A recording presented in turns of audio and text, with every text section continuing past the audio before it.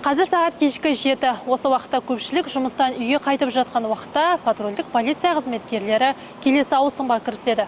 Бүгін біз кешкі патрульге егіз полиция сарбуфендерімен бірге шығамыз. Бір саланы таңдаған қос полицейдің жұмысы қалай өтеді, бірге көрейік. Асан мен Үсен Атыраудың тумасы. Егіздер балалық шақтан бірге өсіп, бір мектепте оқыды. Бірге әскерге барды. Кейін екеуі де құқықтану мамандығын таңдап полиция қызметіне келді. Қазір Асан Сарбуфин Исатай аудандық полиция бөлімінің патрульдік полиция қызметінің инспекторы. Ал Үсен Сарбуфин Атырау қалалық полиция басқармасының патрульдік полиция қызметкері. Біздің отбасымызда мен Асан және үлкен ағамыз бар. Біздің ата-анамыз бар. Енді осы салаға біз деген 2016 жылдан бастап жұмыс атқарып келеміз полиция қызметінде. 2014 жылы екеуміз әскерге бардық. Сол кезде екеуміз әскерге форма кигендіктен формаға қызығушылық болды. Содан бастап екеуміз де полиция қызметкеріне жұмысқа тұрақталамыз деп шешім қабылдап, сол себепті осы саланы таңдадық. Полиция қызметке боламыз дегенде ешқандай қарсылық болған жоқ. Үй тарапынан әкеміз қолдады, анам да солай. Сырт көзге оларды бірден ажырату қиын. Егіз болғандықтан әріптестері де таныстары да оларды жиі шатастырып жатады. Алайда мінездері екі түрлі. Бірі шапшаң, екіншісі сабырлы.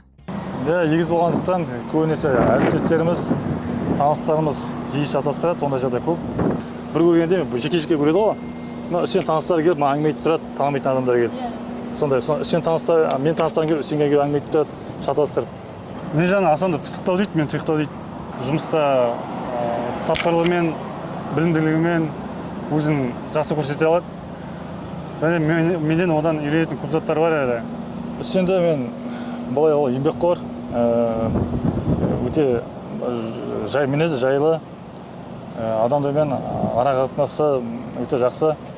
Үсен спортқа жақын, мен айырмашылық кіші тіл жағынан және қызметте соған сәйкес турист полиция қызметінде қазір уақытта.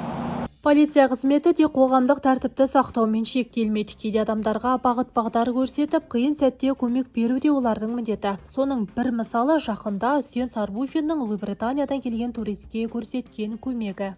Жолынан жаңылған шетелдікке қажетті бағытты түсіндіріп, өңірде емін-еркін жүруіне ықпал етті.